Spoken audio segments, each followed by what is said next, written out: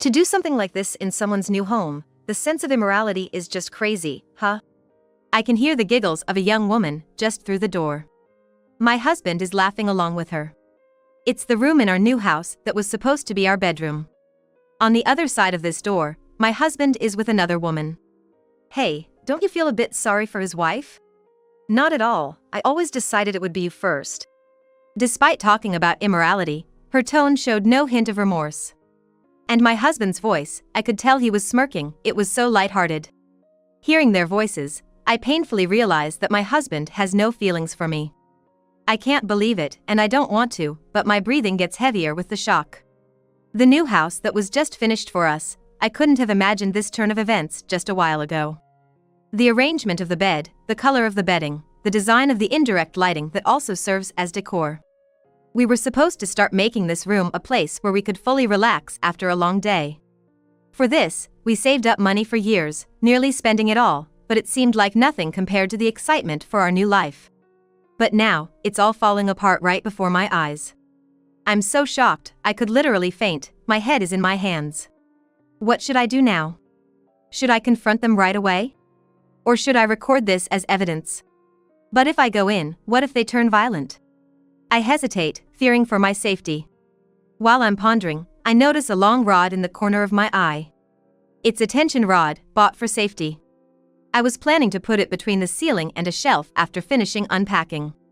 Seeing it, a slight smile forms on my lips. That's right, I could just lock them in. My name is Holly.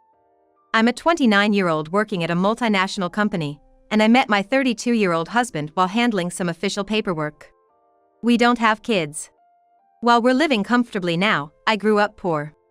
In a rundown apartment with shared bathrooms and hardly any meat to eat, feeling hungry almost every day. It was too embarrassing to invite friends over as a kid.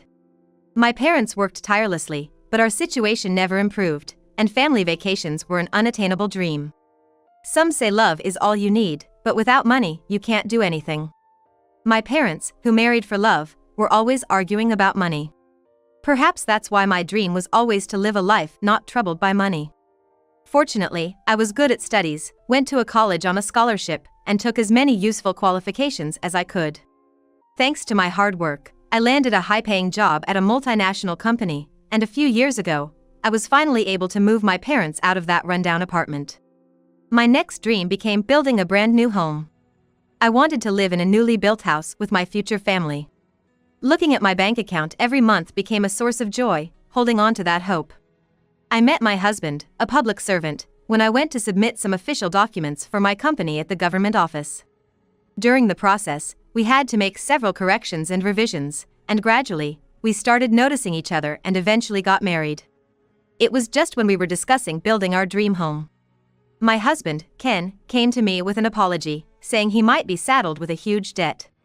When I pressed him for details, he confessed he had become a guarantor for a startup business of a close friend, which had unfortunately failed. Luckily, his friend didn't run away and was working hard to repay the debt, but debt restructuring was imminent. That meant the creditors would soon come after Ken as a guarantor. I'm sorry, Holly, but he's been my friend since childhood, and I really want to help him, Ken said with a pale face. To my apologizing husband, I asked, "How much do you need?" "You can use my savings." He looked up at me, dumbfounded, and I smiled. We can always earn more money. But lost friendships don't come back.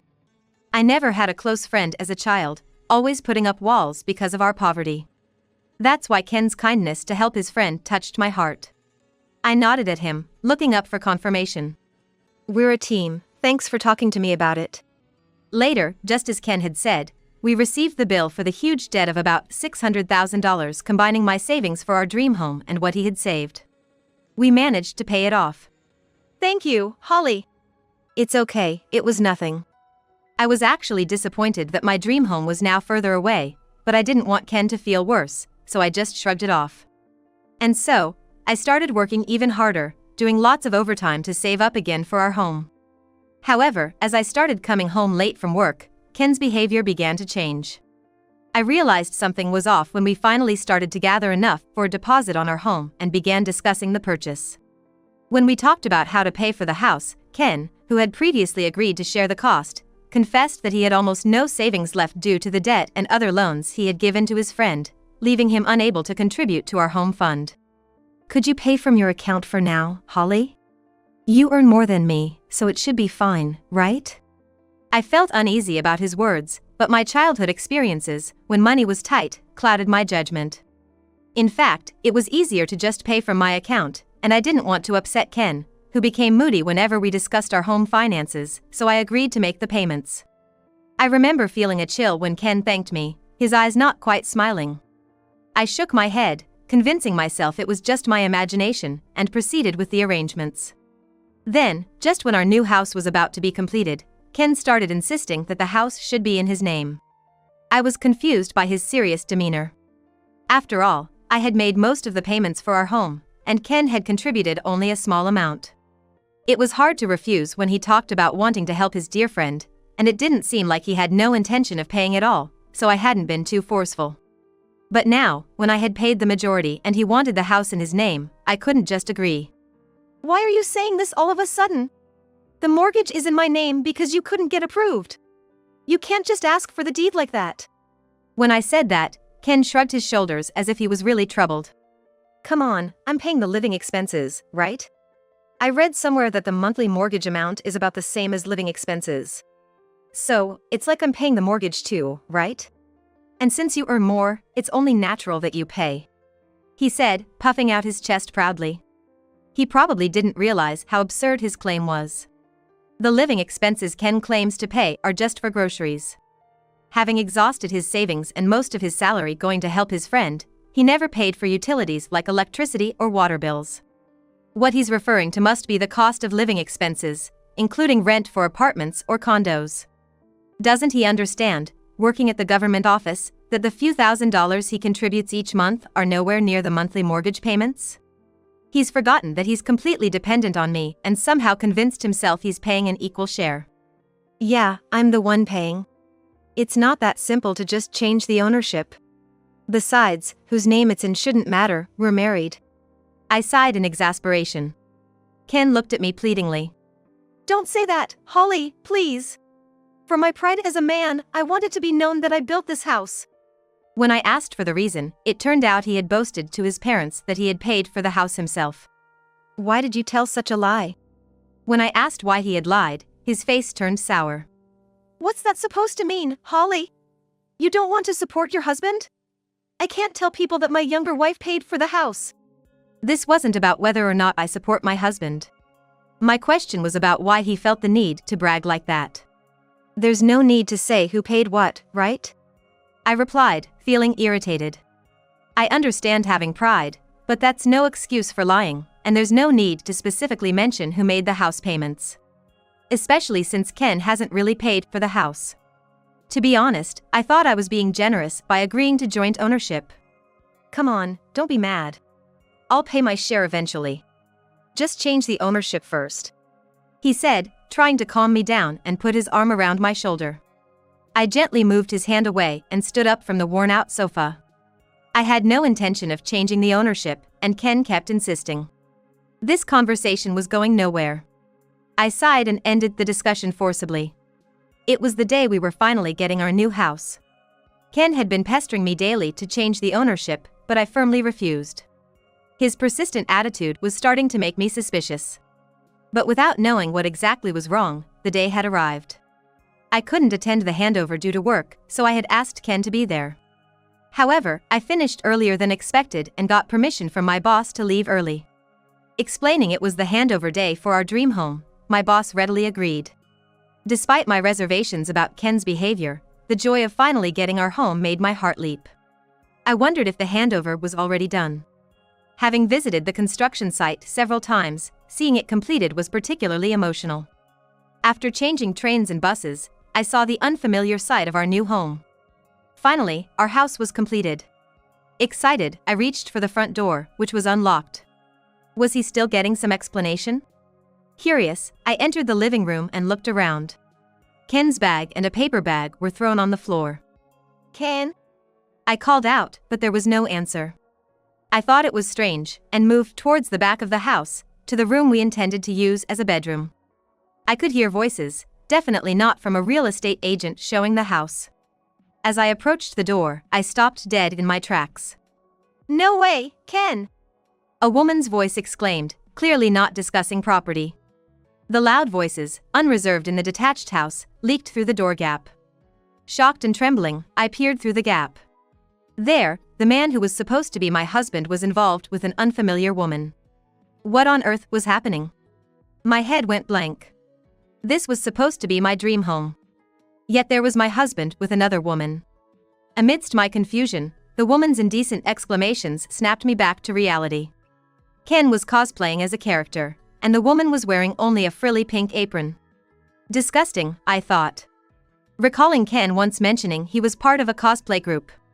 He hadn't cosplayed frequently since becoming a professional, but still attended events with his old club friends as a hobby. I never minded his hobby, considering it a break from his stiff job, but this was different. This was cheating. Was he enjoying some escapism through cosplay? Anger bubbled up inside me. I couldn't let this go. There's no way I can forgive this. Everything I dreamed of, my marriage, all tarnished. In my fury, I took a discreet photo with my phone and silently closed the door gap. I pondered how to get back at them for this betrayal. That's it, I'll lock them in. Muttering to myself, I slipped out of the house to execute my plan. I hurriedly bought a tension rod from a nearby hardware store, carefully setting it up at the only entrance of the room, ensuring they couldn't easily escape. There were windows, but their original clothes were in the paper bag in the living room, so they likely couldn't change to escape through the windows. I had effectively created a locked room and reached for my phone. It's a new house after all. I should show it off to the whole family. And while I'm at it, let them see those two, trapped in their disgraceful state. I called my parents, Ken's parents, and all our relatives, inviting them to an impromptu housewarming. Despite the short notice, relatives living nearby happily agreed. About 2 hours later, everyone gathered in front of our new house. As I received compliments on the beautiful house, tears started streaming down my face uncontrollably. Yes, it was a beautiful house. I had saved diligently to finally acquire my dream home. I never imagined it would come to this. My sudden crying caused a stir among the relatives. I bit my lip in frustration. "Thank you all for coming today, but I must apologize to you." Not bothering to wipe away the tears, and spilled everything that was happening in the house. "My husband, Ken, is cheating on me in this house." I told them about today being the handover day. How I had come home early from work to find him with an unknown woman in the room meant to be our bedroom. And even after 2 hours, they were still indulging in their affair. "Is that true, Holly?" The relatives initially reacted with shock, then fell silent at the pained voice of my father-in-law. He gripped my shoulder, pale-faced, and I nodded solemnly. "Ken is inside the house, right, Holly?" my angry father said and stormed into the house, with the rest of the relatives following suit, as if on cue. Amidst the bustling relatives, the two involved finally seemed to realize something was wrong.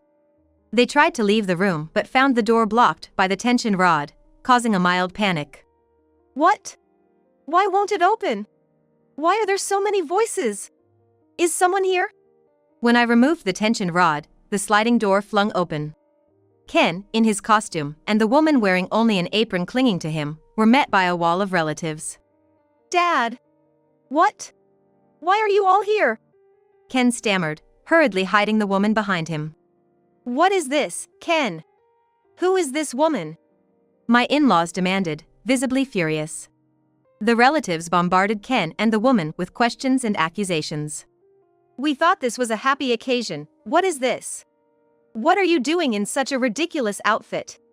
Ken started to tremble and stammer out excuses. "No, this is just cosplay.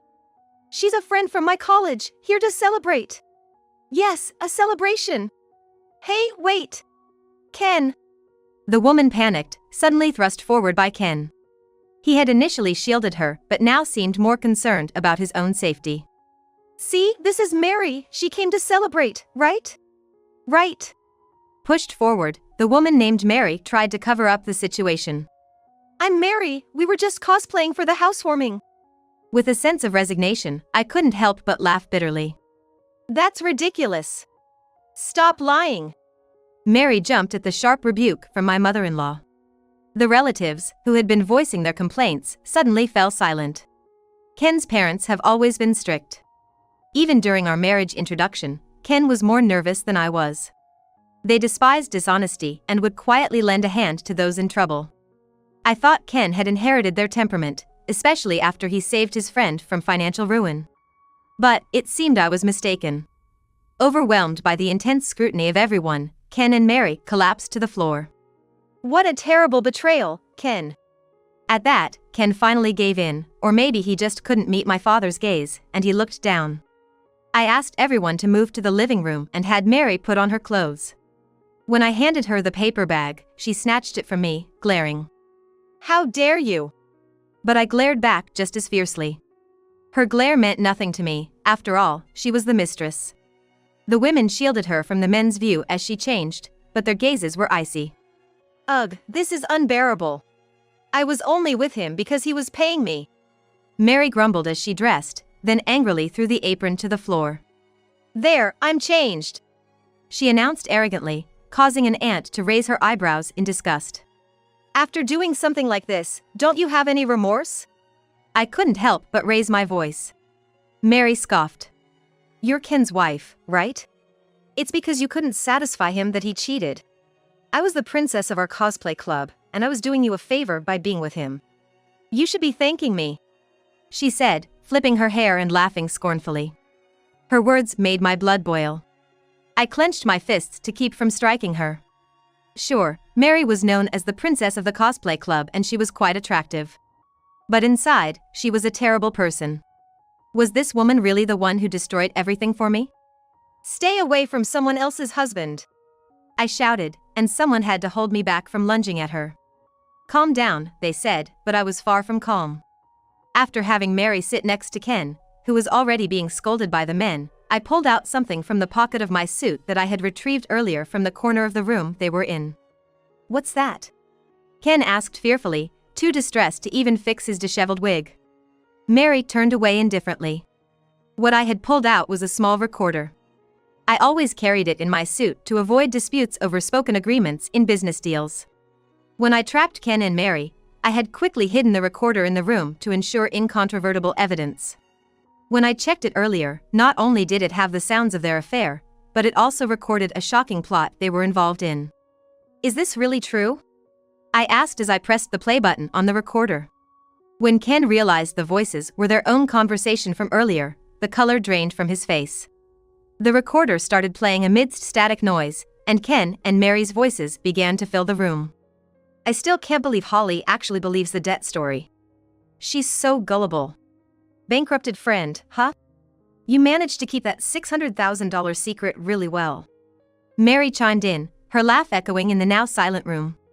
The conversation, unhindered by furniture in the empty room, was recorded crystal clear. "Well, the friend's company did go bankrupt. I just never became a guarantor. I faked some documents, showed her a forged demand letter, and she totally fell for it. Oh, Ken, you're so clever. Not for nothing do you work at the city hall." Listening to his own triumphant voice, Ken visibly started to panic as the reality of his criminal actions set in. The relatives, who had been listening to the recorder, began to murmur among themselves. "Being with the princess of the cosplay club isn't easy. I had to do this much. You liked the designer bag I bought you last time, right? Thank you always, Ken." With the harsh expressions of the relatives upon them, Ken and Mary's faces, contrary to the voices on the recorder, were filled with fear. I stopped the recorder as it began to play the sounds of their renewed activity. Biting my lip in frustration, I tasted a hint of blood. Holding back tears that threatened to spill, I glared at Ken and Mary. The realization that the money Ken claimed was for helping a friend, was actually used to lavish gifts on Mary, made my vision go dark when I first confirmed it. The money I had worked tirelessly to save for our home had been squandered on this woman. As if the financial betrayal wasn't enough, they planned to transfer the house into Ken's name, divorce me, and take the house too. His insistence on changing the house's ownership wasn't about male pride, it was pure greed. "I trusted you," I said, covering my face with my hands. As tears slipped through my fingers. I had believed in Ken when he said he wanted to help his friend. I thought the man who had smiled and promised to work hard with me towards our dream of owning a home was gone, but a part of me had still held on to hope. Looking at Ken's face, I tasted despair anew. With no excuses left, Ken just sat frozen. Then, one of the relatives who had heard the recording spoke up. "This is fraud. It's criminal. We should call Mary's parents too." "What? Fraud? I just took the money he offered. My parents have nothing to do with this," Mary protested, trying to stand up in a panic. We forcibly got her parents' contact details and called them. Surprisingly, they lived in the next town and arrived in a hurry. Initially confused by the crowd, they rushed to Mary upon spotting her. "What's all this? Mary, what have you done? Fraud?" An uncle briefly explained the situation and played the recording for him. Initially defensive, Mary's father fell silent as the recording played. "How could you, Mary?" Mary, flustered, tried to deny the accusations. "Wait, I just took the money Ken said he'd give me. It's not fraud. Be quiet." Silenced by her father's stern command, Mary quieted down immediately. "We are terribly sorry for what our daughter has done." Unfazed by Mary's protests to let go, he continued apologizing. An apology from their parents couldn't heal the wounds inflicted on me. "First, I will be divorcing Ken," I announced, and Ken visibly flinched at the mention of his name. His pained expression, as if he were the victim, only fueled my anger. "Also, I will be demanding repayment of the debt I covered within a year, and I will ask both of you for alimony," I continued, pulling out my notebook to show them the amount I had paid, now adding alimony to it. Ken and Mary started trembling at the sight. "A year is impossible." "You won't be allowed to say it's impossible," Ken began, but I cut him off with a sharp glare. I wished they could pay me back immediately. "Furthermore, I want you to buy this house. I can't possibly live in a house where such acts took place," I said through clenched teeth. Ken and Mary began to protest the impossibility of meeting these demands. "We can't possibly pay that amount." The debt I had covered, some alimony, and buying the new house. The total was in the million. I knew they couldn't pay it off even if they sold the house. But I had no intention of lowering the amount. "Please, it's impossible, reconsider," they pleaded, but the agitated relatives started to express their anger. "You should never have done this in the first place. Just pay up honorably," they criticized, and the two shut their mouths in frustration. "I could report this as fraud to the police," I added, and upon hearing this, Ken and Mary finally slumped in defeat. Later, I heard that Mary had been disowned by her family and had gone to work in the nightlife to repay the debt. Her parents kept a watchful eye to ensure she paid it back, but by the time she finished, she had become addicted to the lifestyle. She got caught in a cycle of creating new debts and working nights, eventually leading her parents to disown her. As for Ken, eager to escape his debt, he borrowed money from shady lenders to pay me back. Without savings, he couldn't keep up with the repayments and ended up with debt collectors showing up at his respectable workplace, forcing him to resign. Having lost his job, he had no means to pay back the growing debt and ended up in forced labor far away. A crumpled letter forwarded to my mailbox contained words of reconciliation and his current situation. As the doorbell rang, I threw the letter into the trash, opened the unfamiliar front door, and welcomed my parents. With the money returned and the sale of that dreadful house, plus the alimony paid, I had managed to buy a new home. A dream home for me and my parents. For a while, I planned to live happily with them.